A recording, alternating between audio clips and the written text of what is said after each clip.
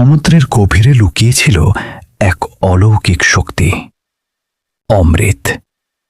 যে অমৃত পান করবে সে হয়ে উঠবে অমর। দেবতারা তখন দুর্বল হয়ে পড়েছিল।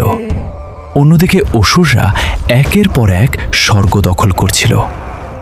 তখন দেবরাজ ইন্দ্র গিয়ে সাহায্য চাইলেন ভগবান বিষ্ণুর কাছে। বিষ্ণু বললেন, ক্ষীরসাগর মন্থন করতে হবে, তবেই বের হবে অমৃত।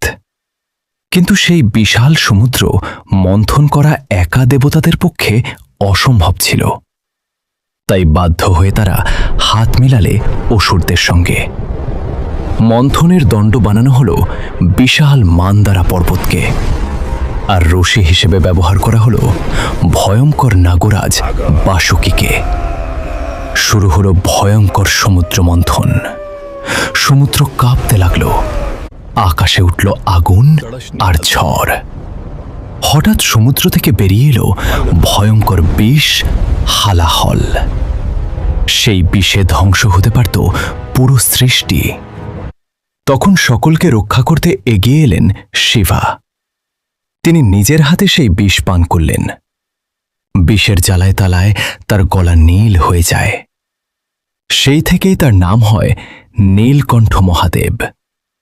এরপর একে একে বের হতে লাগল অলৌকিক রত্ন, দেবী লক্ষ্মী, ঐরাবত হাতি, কামধেনু গরু, আর শেষে আবির্ভাব হলেন ধন্বন্তরী দেব, হাতে অমৃতের কলস নিয়ে। অমৃত দেখে অসুররা তা ছিনিয়ে নেয়। তখন বিষ্ণু নিলেন মোহিনীর রূপ, এক অপরূপ সুন্দরী নারী।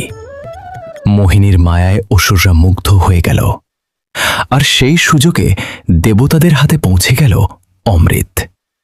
কিন্তু দুই অসুর ছদ্মবেশে অমৃত পান করতে বসেছিল।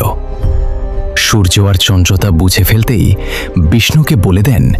তখন বিষ্ণু সুদর্শন চক্র দিয়ে তাদের মাথা কেটে দেন। সেই অসুরাই পরে পরিচিত হয় রাহু ও কেতু নামে। আর এইভাবেই দেবতারা ফিরে পায় তাদের শক্তি। আর সৃষ্টি হয় সমুদ্র মন্থনের সেই অমর কিংবদন্তি।